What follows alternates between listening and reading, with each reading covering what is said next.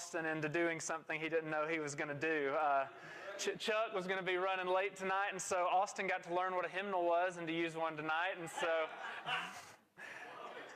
but thank you, Austin. Thank you, Tina, for leading us. If you have your Bibles, and I hope you do, you can open up to Luke chapter 12. Luke chapter 12 is where we're going to be this evening.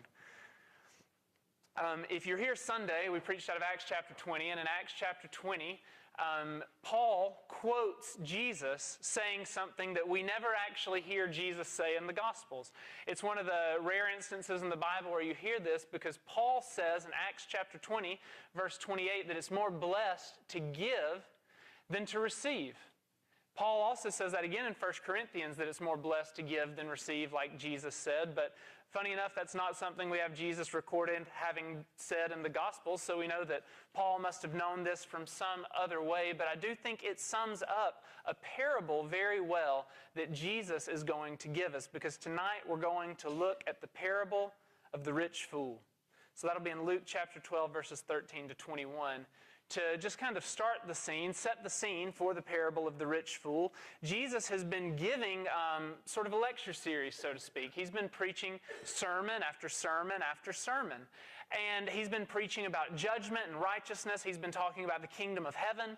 And as he's been talking about these things, a man seems to come up and have a question for Jesus. And the question that he has is not necessarily related to what Jesus has been teaching on. But we're going to see Jesus' response tonight. And so I'm going to read verses 13 to 21, and then we will dive into it.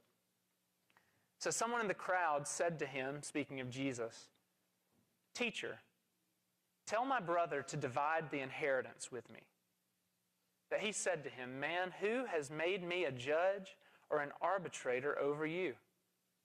And he said to them, "Take care and be on your guard against all covetousness, for one's life does not consist in the abundance of his possessions." And then he told them a parable, saying, "The land of a rich man produced plentifully. And he thought to himself, 'What shall I do? For I have nowhere to store my crops.' And he said, 'I will do this. I will tear down my barns and build larger ones. And there I will store all my grain and my goods. And I will say to my soul, Soul, you have ample goods laid up for many years. Relax, eat, drink, be merry.' But God said to him, 'Fool, this night your soul is required of you. And the things you have prepared, whose will they be? So is the one who lays up treasure for himself and is not rich towards God.'" So it was typical for a rabbi in these days to settle disputes. It was a common practice. They kind of held court, so to speak, where they would stand and they would receive complaints and questions and all manner of things from people. They would come and ask theological questions or bring ethical questions from their families or their lives. And the rabbis would kind of do like Solomon often did in the Old Testament, and they would divvy out the particulars of the situation. Maybe you've had a friend or a pastor or somebody that you often bring things in your life to, and you're like, me and my wife disagree about this, I want you to settle it. It's never fun for us, but we try to do our best.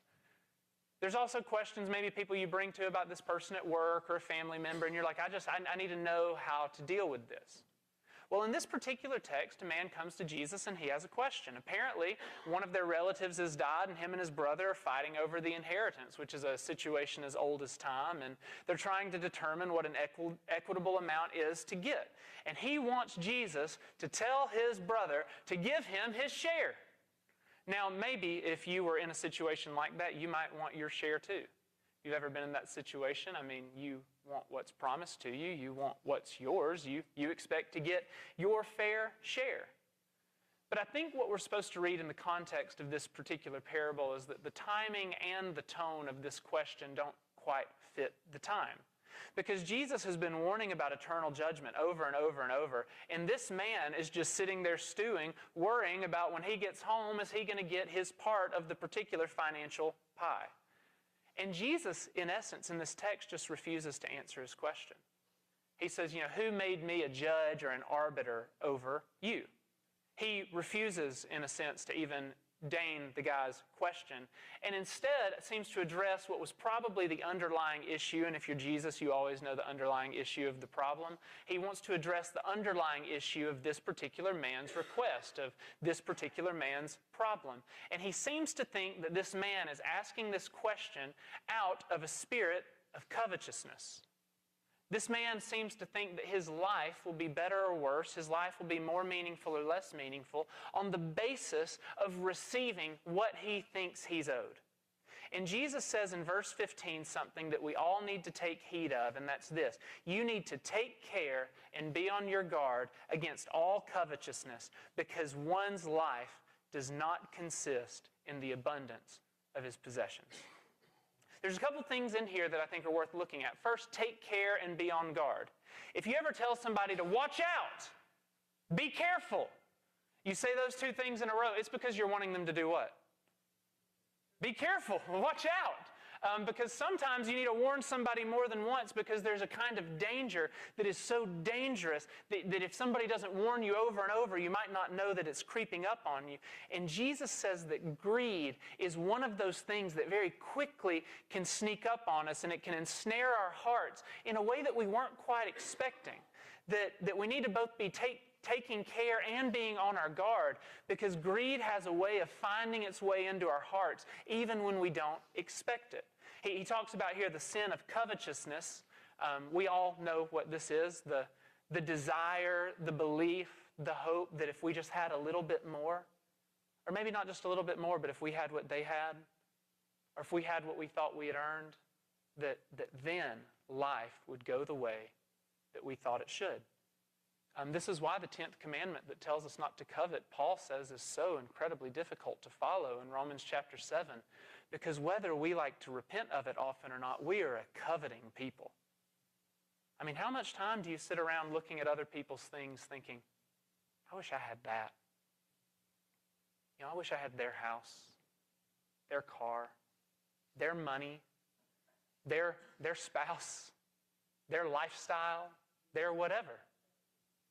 We do this, people do this often. Covetousness, in a way, is the root of so many of the sins that destroy the lives of so many people. And Jesus says that we all need to be aware, because this sin can ensnare us in ways that sneak up on us. Greed, I think, particularly in our culture, is particularly pernicious, because greed masks itself under all sorts of things that are very societally respectable.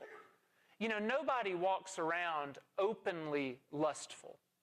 And if they do, people see them as kind of weird. Society still might look at that and say, like, the kind of actions that accompany that are odd. But greed we couch in things that sound really respectable. Security, taking care of ourselves, just wanting to have enough.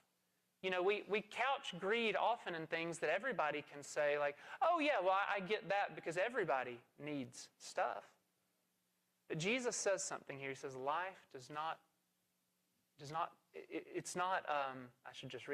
consist in the abundance of possessions. I don't think here Jesus is saying that having possessions is bad. Actually, I think Jesus often is instructing us of how to use the possessions he's blessed us with well. But there is a lie that we so often believe that the ability for our lives to have the meaning they're supposed to have really is going to be based in how much of it we have. It's kind of like the old bumper sticker, the one with the most toys wins. We all kind of live life to get just a little bit more. But Jesus says that if we live that way, that when our souls are required of us, that life is going to find itself in a very difficult situation. I think before we even move on, it's worth asking, what are the idols in your life that tend to interrupt Jesus? Because this man was listening to sermons on heaven and hell, life and judgment, and he was sitting there thinking, but I want Jesus to give me this.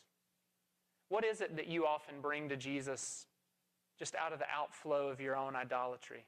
Fix my finances, fix my status, fix my comfort, Jesus. Surely you would want me to have everything that everybody else has. I wonder what it is that you think Jesus owes you. A certain number in your savings, a certain house, a certain salary. Greed hides behind prudence and security, and Jesus isn't anti-prudence, but he is anti-worship of our things. And he tells a story to expose this idol in a way that I really do think exposes it for so many of us. He tells a story about a man who gets in a situation that really we would all like to get into, but who handles it in the way that we likely would, but are warned not to. He tells of a man who's already rich, which, you already want to be the main character of this story, right? Because Jesus doesn't open and say a man got rich. He opens the story with, there was a rich man. So this story starts with this man already being blessed with an abundance of things. And he doesn't define for us exactly what rich might mean, but I mean, you can use your imagination. The man has a lot of money and would be to the people around him a man of a lot of means. And what happens to this man is the land of a rich man produced plentifully. So this man owns lots of land. He has fields, we assume, and the land produces. Maybe it's crops. That's probably what it was. And he was able to turn all those crops into grain and sell this off and make a huge amount of money. And the very first thing he thinks about in verse 17 is, well, what can I do with all this? I don't have anywhere to store all my new riches. Again, as far as problems to have go, might be a problem we'd prefer to not having stuff. And so Jesus talks about this man saying he doesn't know where to store all of his things. Now, he's already rich and now he has surplus. And I don't think the problem that Jesus is trying to point out in this particular text is that this man is an evil man for making a profit. Actually, as we get to the end of the text, we'll see why that's not what the bad part is. The problem in this text is the man's perspective on his things. It's interesting when you look at the text, this man only talks to one person throughout the entire story. And who is it? Himself. I, me. What am I going to do with all of my new stuff? What am I going to do with all that I've earned? What am I going to do with all that I have? But what's interesting is the parable actually starts by the land producing, not him. At least according to Jesus' parable, this man didn't really do anything for this windfall. It was just a blessing, which Deuteronomy tells us that blessings come down from heaven, that this was a blessing from the Lord and should have been taken as a blessing. But it's even more interesting when you read it in the Greek. The Greek word for I is where we get our English word ego. Literally, ego is the Greek word for I. And so you just see this man's ego littered throughout the story. What will I do? What will I do? What will I do? And he has a plan. Sounds like a decent plan, actually. He's going to hoard his surplus. He's going to retire early. And he's going to have a good time. I mean, this is exactly what he says in verse 19. He says, soul, speaking to himself, you have ample goods laid up for many years. Relax, eat, drink, be merry. Now, sometimes you might sit around and think, I'd really like to do some relaxing, eating, drinking, and being merry, right? I mean, who doesn't like to relax, eat, drink, and be merry? What's interesting in this particular time period, though, is that this was actually a slogan of the Epicureans. This was a slogan of a group of people who thought that life existed for things. They were kind of the early hedonists, that life was a good life if you had everything you wanted and did whatever you wanted. And their slogan became, eat, drink, and be merry, for tomorrow we die. That was their worldview. Get all you can, have all the fun you can, because we're going to die and then we're not going to be able to use our stuff. So use it all now to bless the God of your own universe, which is you. And so this man thinks, it seems a lot like the culture, that he assumes control of two things that he really doesn't have control of. One is time. I have enough laid up for many years. But as many of us know, the Bible tells us over and over, and I actually think our own experiences tell us over and over, time is not nearly so promised as we might like to believe. Isn't it interesting? We thought about this in Ecclesiastes, how much time we spend planning for things that we will likely never do. I was reminded, even this week, y'all may have seen this story on the news, but I grew up near Cleveland High School, and there was a young girl, senior in high school, shot and killed. Life over. Heard a story earlier this week from a buddy I went to seminary with. He was a little older than me. He was in his late 30s, had a heart attack and died. Just died. He had many years. She had many years. And I think most of us live as though we have many years, but brothers and sisters, we all need to wrestle with the fact that many years is not something that we have promised. That he assumes that's what he'll have. And he also assumes that he needs ample goods for those many years. I'm going to live many years, so I need to be able to have all the comfort and security I could ever need for those many years. And we might be tempted to defend this man because after all, he got this surplus. Why wouldn't he want to build bigger barns to keep them? Because bigger barns is really our language too. It's my language. I'm not just throwing that off on y'all. Larger garage, a new account, a new fund, more in the retirement. None of those things are evil in and of themselves, but Jesus over and over warns us about the dangers of wealth, because wealth is one of those things that if we worship it, it really would like to become your God. And it doesn't just like to become a God for rich people, as this often gets pitched, like, well, this is really difficult for rich people. Wealth can be as much of a God for the poor as it is for the rich. Because greed in and of itself is just the desire for I could only be happy if I have more. And that's true whether you have $1 or 10 million. There's a greedy way to live. And this man assumes that he has a whole lot of years to spend a whole lot of money. The farmer thinks he has a storage problem. But according to Jesus, this man has a spiritual problem. And here's the problem that I think Jesus is pointing out, because there is a problem with our kind of philosophy of, I need to make bigger barns to store my grain.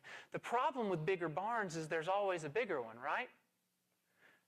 Once the new barn's built, what is the next thing we typically start thinking of?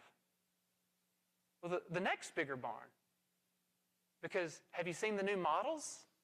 The house grows, the account expands. I've told y'all this a million times, but every time me and Kendall have made more money, we've always kind of thought like, now it's going to be easy. Now things are going to be clear. I remember, y'all think this is funny, I remember us, when we got married, sitting in our one-bedroom Louisville apartment, and I think I've told y'all the story. There was a guy who smoked just an enormous amount of weed on one side and an Indian family on the other. And so our apartment just always smelled of curry and weed. And so, it was just a unique situation. You could walk in the front door of this apartment and fall onto our bed. And we were like, I think we were making together, working at Chick-fil-A, and I had a part-time job at the seminary. We were making $29,000 a year.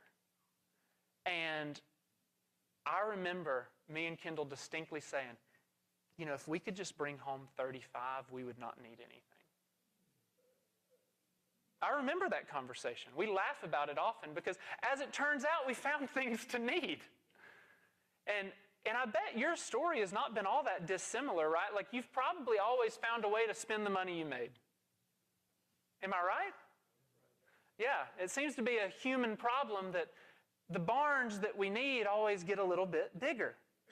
Enough is never really enough because the goalposts always move, right? They move from 30,000 to 50,000 to 100,000 to a certain kind of 401k to a certain amount of insurance to a certain amount of surplus. And we think if I just had blank, then that would be enough. But enough always lies to us. Because, think about it. For most of us in this room, and I don't want to assume every situation, but we're all already the rich man, I think. I don't think any one of us could be described as anything but wealthy, at least historically speaking, right? Compared to even the rest of the globe today, for most of us, what our needs are really our luxuries. And we eat like kings, we live in climate-controlled rooms, we carry supercomputers in our pockets, and we call it normal and then stress about our needs because we've become numb to the fact that we really have more than pretty much anyone in human history. The life you likely live as a lower middle class person in Geraldine, Alabama is more luxurious than a 16th century king. we have riches. But we always convince ourselves, just like people have been for 2,000 years, a little more space, a little more cushion, a little more time. But I think Jesus is pointing out that that thing that claws at every single one of us is a deeply spiritual problem that we all need to be aware of. Because our appetites are actually proof that we're starving for something that enough or that money can never actually satisfy. We were made for something much bigger than money, much deeper than stuff. And we filled the space with grain and gadgets and tried to move that goalpost. And we keep finding that it's just never enough. So I wonder if you would ask yourself, much like this rich man, when will enough be enough? And I think for you tonight, if the answer is just a little bit more, then you're already just building out the blueprints that this man built out. Only when Jesus becomes enough, when our hearts become thankful for the provision that he has given us, not that we've produced, can our craving for more ever actually really rest. There's a story I wanted to tell y'all about just a remarkably generous man who I've come to know and respect. His name's Harold Mathena, and I really doubt y'all know who he is. He's not a household name. But he built a really successful oil field equipment company in Oklahoma back in the 60s and 70s. And he made a substantial amount of money. And I don't mean substantial amount of money in like he had a nice house and a good retirement. I mean like tens of millions of dollars kind of money. He would be the perfect example of the man who could have lived in luxury beyond any of our wildest dreams. But what he did was he and his family determined that there was a line, and I don't even know what that line is, I've just heard him talk about it, where they decided early on as they started to realize that they were going to be successful that like, here's our red line and it really is enough for us to do the things we need. And everything above and beyond that we're going to give to the gospel. And they did. If you go to the Southern Baptist Theological Seminary where I graduated from, you'll find the Harold Mathena Center for Church Planting that actually funds multiple of the professorships of guys who teach pastoral ministry, who taught me. Because he gave $5 million early on to Southern Seminary to train pastors. If you go to Midwestern Seminary in Kansas City, you'll find the Harold Mathena Student Center because he gave money for them to start an undergraduate program to train preachers there. If you go to Quail Springs Baptist Church in Oklahoma, there's nothing named Harold Mathena, but he gave in 1 year $21 million to that church, got them out of debt, and built them a building that's been used to spread the gospel for years and years and years. And I think we all look at that and say, well, if I had as much as he did, I would definitely be that generous. But would you? Because there was a day when I said if I had what I had now, I would be more generous than I am. It's a question that's gnawed at me this week. If I had found myself in his position, would I have done what he did? I don't know. Because I like bigger barns as much as the next guy. But he was a perfect example of a man who was more committed to making eternity bigger instead of his barns. He gave while he lived. He poured out for the kingdom, and many have seen great return on that investment. And I think it's easy to hear a story like that and think, well, I mean, think of all he probably still had. Which, I mean, fair enough, right? I mean, I bet that Harold Mathena had a little more than I have, or maybe he had a little more than you have. But even as I asked that this week, I had to ask, think of all I still have.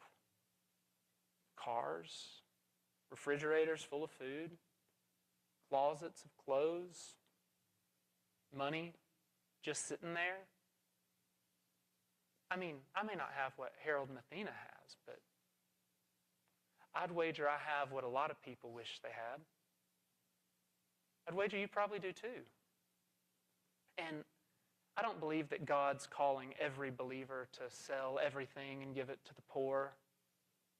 But I do want to be honest and say that he has asked that question before and the person had the wrong answer. I think he could do it again. I do think one thing we can take away is I would wager that he's asking most of us to do more than we're currently doing while we're sitting around sketching our blueprint for our next barn. That may not mean you can give millions, but I think we all are called to be people who give meaningfully. And I don't just mean in tithes and offerings, but just towards the work of the gospel in the world through our generosity with our neighbors. Yes, towards our church. Yes, towards our family. Are we people who are open-handed with the resources that God has given us? Or are we people who think, I need to keep this because there's just a barn that really, really needs to be built?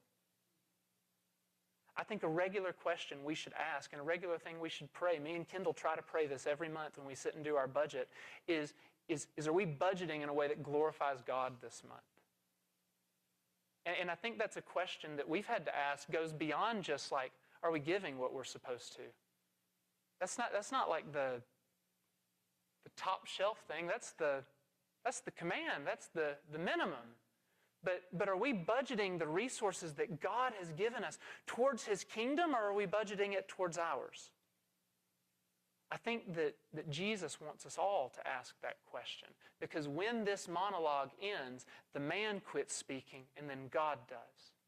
And Jesus says this is a conversation we're all going to have, because at the end it says in verse 20 that God said to him, "Fool, tonight your soul will be required of you, and the things you have prepared, whose will they be?"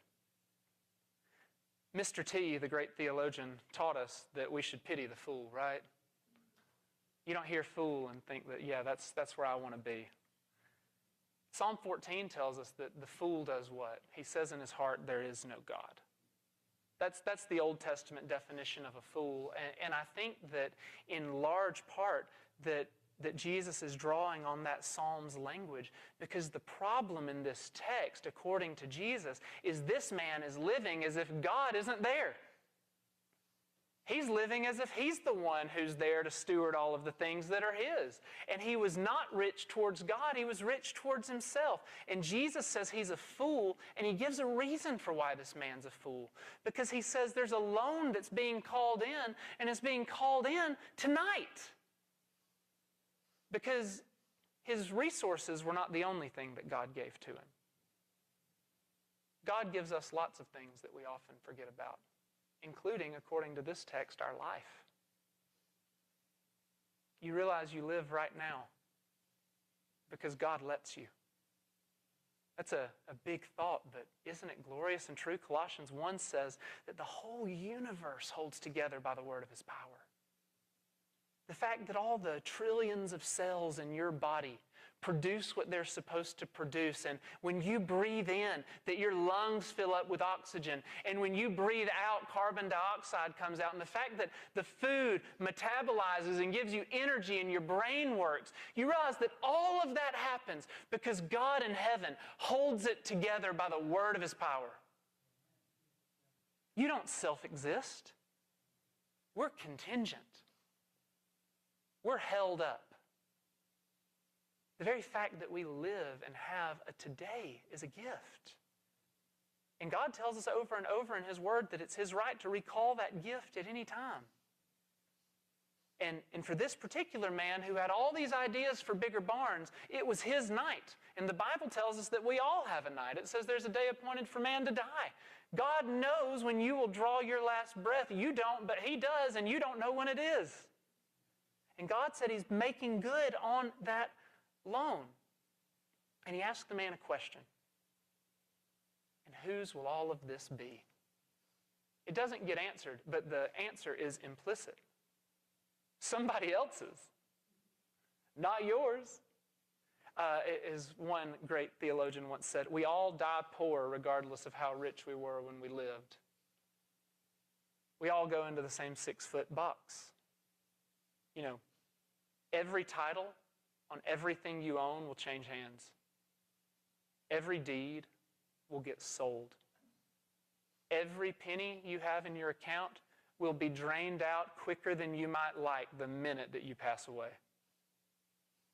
There's a great John Grisham book where the whole premise of the book is that the father could never get all of his kids together until it was time to divide up the inheritance, right?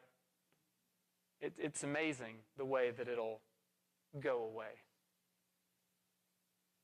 You can't stick all that much into a coffin. Turns out whether you are worth $1 or 10 million, we all go to the same place. Matt Chandler said it like this one time. I always found it helpful. The thing that you prize the most is the stuff of somebody else's future quarter garage sale. I mean, that thing you sacrificed for, that you thought, if I just had that, someday some young girl will be fanning through those clothes being like, did somebody ever wear this? Right? Somebody will look at that thing you played music on and be like, I don't even think the technology exists to use this thing anymore. You know, does this have a charging cable? It's crazy how quickly the things we live for quit to matter. And Jesus wants us all to ask the question, so how generous would you be if today was the day that you knew God was going to require your life? And he's saying in no uncertain terms, well, that's just how generous you should be every day. Because you really don't know when that day is. Jesus says we ought to give and to live today as if today was the last. And I think generosity, or at least just getting out of greed, is one of those things, me included, that we all kind of put in the one-day category. We all have today level obedience and we all have one-day level obedience. Do any of you have any of those like one-day level obedience things out there? Like, one day I'll be able to do this. One day I'll get around to it. And it's amazing that the things we put out there in one day are always the things that are most inconvenient for me today. Right? Like, I always have one day to reconcile with the people who I find difficult, but today it's easy with somebody I like.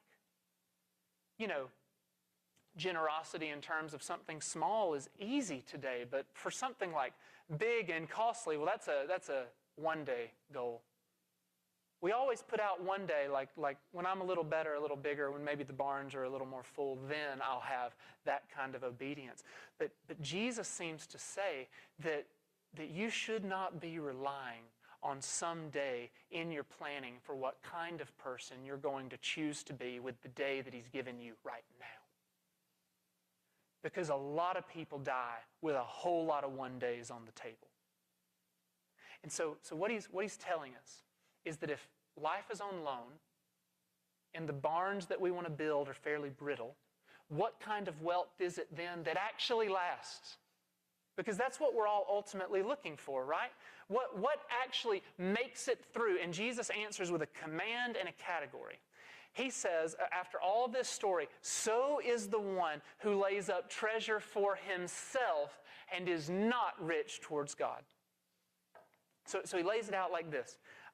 This man's story, that's for anyone who lays up treasure for me and is not rich towards God. So we just want to break down real quick. What does that mean, to lay up treasures for yourself? Does this mean Jesus is anti-retirement savings or you having enough money in the bank? I do not think so. But I do think what he's saying is that for all of us, there is this sneaky temptation to seeing getting stuff, abundance, as the ultimate aim of our life, even if we wouldn't say it. Very few people would say it, especially, none of you would say, yes, stuff is what I want. I would never say it. But man, we are better at living it than saying it sometimes, Where we put ourselves at the end. I'm the point. Me, I. So laying up treasure for yourself is whenever you start to see like your care and your abundance and your well-being as the ultimate goal of your life. Instead, you should be, according to Jesus, rich towards God, which I don't think just means having God plus some money. It's orienting everything that you have Godward, because God is ultimately the source of your wealth. Just some Christian economics for us real quick, if you will. I know you're always like, I didn't know tonight was a tithing sermon, so I would have skipped. It's like the Spanish Inquisition. You never know when it's coming. Some of y'all get that later. Do you realize that if you have God, you are as rich as one conceivably can be, regardless of what is in your bank account? That what we've been promised, according to 1 Peter, is that he's given us an inheritance that moth or rust cannot destroy, but something laid up in heaven with him. Do you realize if you die with not a cent in the bank, you in Jesus will be the recipient of the reward fit for the Son of God forever? That's how big our inheritance is. You cannot, through all of your work, add 1% to the amount of wealth you already in Jesus have secured forever. You could not be richer. I could not be richer because I have God. And so Jesus says that it's not just being rich towards God like God needs your money, but man, the people who are rich towards God see their money as a tool to get more of God, not as a tool to build more castles for me. I think rich towards God looks a couple of ways, but one, I think, and primarily at its core, it means that you treasure Jesus as more worthy of your devotion than your stuff. That's simple, but man, your joy and your identity and your future are not hung up in you getting that raise, getting that job, having a little bit more, or your investments working out. All, if you know Jesus, your joy and your identity and future are secure in Him, not on what you get. And because of that, because we know what we have in God, then that means we ought to steward everything as His. I don't know if you've ever thought about this. There was an issue with how tithing got talked about to me as a child. Not that it was bad, but it was, I think, incomplete. The way tithing often got talked about to me as a child was, you make your money, whatever that is, and dadgummit, you give God His 10%. That was the way it was taught to me. 10% is God, 90% is yours. And I think that's actually a fairly unhealthy way to view it, because 90% of it is not mine.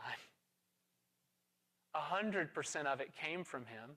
100% of it is sustained by Him. 100% of it I am responsible for in conjunction with Him. It's not as though I get 10% of a God-directed budget and 90% of a will-directed barn-building budget. It's 100% His, and He simply has the right to tell Will how He uses the money that He gave Will. Will doesn't have money. Will's the keeper, the steward for God's money. And you're the keeper or the steward for God's money.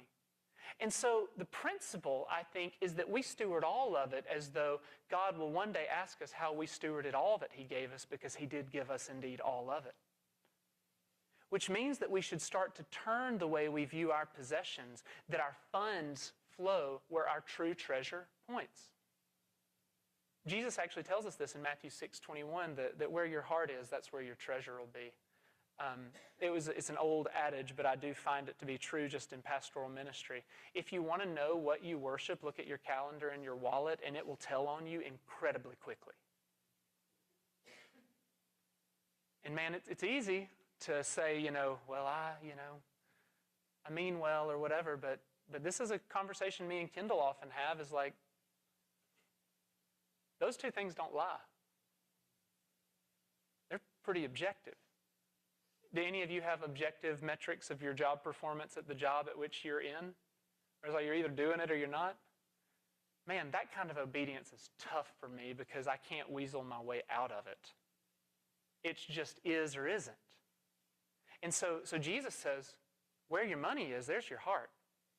So if you want to know where your heart is, follow the money.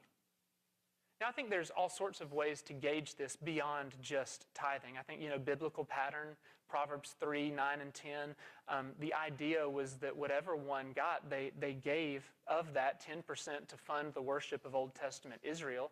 And Proverbs uses the language of first fruits for that, which you might be familiar with. It's this idea that God gets your first and your best, not your leftovers and what is kind of, scratching the crumbs at the bottom. That God should be identified within the budget as worthy. And I think sometimes what we do is we say, well, that's not completely repeated in the New Covenant, so really we're not bound by that in the same way. And theologically, I might agree with the particulars of that, because the New Testament actually takes that principle and ups it. It doesn't destroy it. It actually says that, oh, no, you don't understand. God owns so much more of your stuff than you used to think. Like, Jesus is Lord of all. And that doesn't mean, I think, that you write a check for all to the church, though we'd probably cash it. it means that you actually consider everything you have and say, is this God-directed? Is this directed towards His glory? You know, I even think, I talk with college students about this sometimes. You know, I think 10% is actually a great benchmark, a great minimum for people to consider. But, you know, I talk with people all the time, and it's like, well, what if I can't do that? I've never done that. I think it's worth, what me and Kendall did was we set a percentage we thought we could hit, and we hit it till we could hit what we were supposed to be hitting, and that's probably imperfect, but it was better than nothing. And that was based on, you know, you get the question sometimes, and this just prompted me this week as I was prepping for this sermon. You'll often get the question anytime you talk about money, possessions, love of money. Well, can a Christian not give? Like, is there a loophole for me? And you can laugh at it, but you've all asked it, right? Like, you know, what need rises to the event of me not needing to do it, right? Everybody else loves doing it, except, you know, well, how can I not do it? But I think the better question to ask is not like, can you technically be a Christian and not give? Of course. Can you technically be a Christian and not go to church? Of course. Can you technically be a Christian and not love your neighbor? Of course. I mean, we're not saved by our works, amen? We're saved by Jesus. But I think a better question is, how can a Christian not give? How can a Christian not attend church? How can a Christian not love their neighbor? Because how can someone rescued from death, indwelt by the Spirit, and promised eternal inheritance look at God and say, I will not joyfully give you what you've commanded, and I will not orient what you've given me towards you, because I have better uses for it? Every Christian is a debtor to grace. Every Christian owes God everything. This is actually, me and Charlie have talked about this quite a bit. This is exactly what worship is, right? Worship is a just gracious response towards all that God has done. It's a response to who He is. And so my giving or my finances are just an element of that worship. And a lot of, I think, well-meaning people excuse this area and put it in the later category because they'll say things like, well, God knows my heart. Unfortunately, He does. I think often that gets used, you know, people do dumb things and say, well, God knows my heart. It's far worse news than you think it is. That means he sees all the things that you're not admitting to everybody else. What you typically mean when you say, God knows what I put out there for everybody else, He actually knows your heart. And that should be it's horrifying for me. I don't know if it's horrifying for you guys.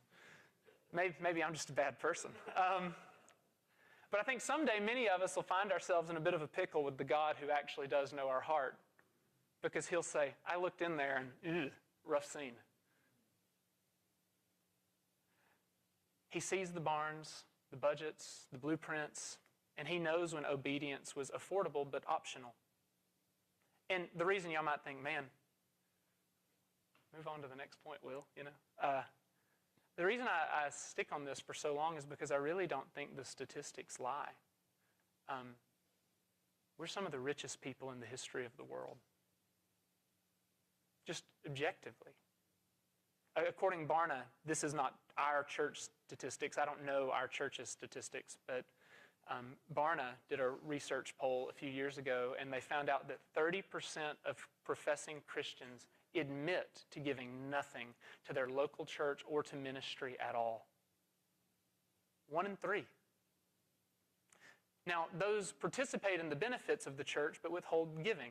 Between 75 to 90% of professing Christians don't, quote unquote, tithe, which is giving 10%. And that's meaning only about 1 in 10 believers even give close to the biblical Old Testament benchmark of 10%. The average giving, according to Barna, that they found among U.S. churchgoers to both their church, hospitality, generosity, and other ministry. So this is the whole pot, was 1 to 2% of their annual income. And I think from that we find that where our treasure is, we can also find our heart. Now, I don't think the problem is that we can't give. I think the problem for me and for so many others is that so often we just don't want to. Because there's barns to build. And I think that reveals that we all need to do what Jesus said. Be on watch. take care. Because brothers and sisters, it is easy to convince yourself that your money is yours and you can do with it whatever you want. Greed prowls around looking to destroy people all the time, and it's so easy to catch us. It reveals that we often will preach the farmer's monologue. My crops, my goods, my soul, my time. I think that it's interesting, and I promise I'm wrapping up and we'll take the foot off the throat. But, you know, right after this particular text, I find it, and I'm not going to preach another text, but it's interesting that Jesus in verses 22 down through 34 talks about not being anxious. That famous text where he tells us that if we will seek first his kingdom, that the rest of the things will fall into place.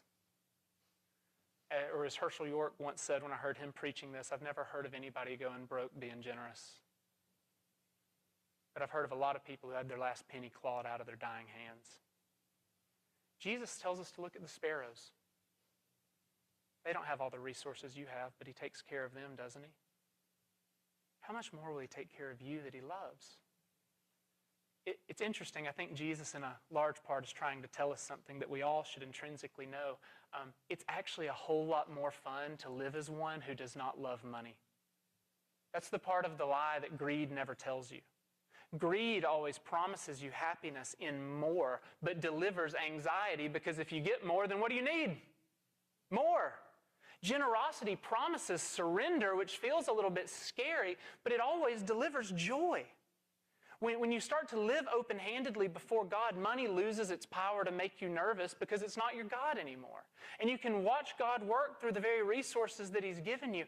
And I can tell you, it is a blessing. And I don't mean to say like I'm some particularly generous person. But when you do live obediently towards God in this way, to watch him use those resources in such a better way than you ever would have used them. And you're like, wow, that's like loaves and fishes kind of stuff. And yet he does it over and over and over. The generous life is actually the most fun one. Because God uses the things that he told you he would use to build his kingdom in dramatic and amazing ways. I'll end with this. We're going to kick off our Lottie Moon Christmas offering soon, and I didn't time this up to mix with that, but one of my favorite stories in church history was when the sort of modern missionary movement was beginning. There was one man who was willing to go. And I don't mean like one man is representative for like a couple. I mean like there was one guy willing to go to the nations, and his name was William Carey. And William Carey wanted to go to India, and he wanted to preach the gospel in India. And he was convinced that if he could get the gospel to India, that India would get saved. And people were so belligerent about it. India, like the heathen don't need to be saved. If they want to be saved, they'll ask. He couldn't find anybody to send until he found two guys, John Ryland and Luther Rice, and they were like, you know what, we want you to go to India too. And he said, I'll go down if you'll hold the rope.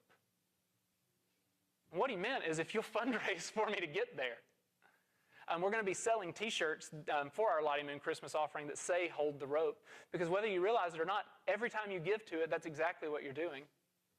You're holding the rope so that people might do the work of seeing the gospel spread all across the world, and we get a chance to be rich towards God and seeing not just ourselves be blessed, but seeing the nations come to know Jesus. So I just hope tonight I don't say any of this to try and guilt you, because again, you shouldn't live this way to try and buy God's favor. The good news of the gospel is you already have it. If you know Jesus, you're as loved right now as you ever will be, dependent on whatever you give. You could not give a cent of money to make God love you any more. But what I do know is that 2 Corinthians 8:9 says, though he was rich, for your sake he became poor, so that by his poverty you might become rich. The rich one took on our debt, paid with his blood. The owner was laid in a borrowed tomb, and he rose to make himself our treasure. Grace is the only thing that can break the spine of greed, and it's not until we understand all that's been done for us by the Savior that we can then let go of the things that we cling to that think they can save us. I'm going to pray for us, and then we're going to sing, and then we'll take prayer requests. So if you will, bow your heads.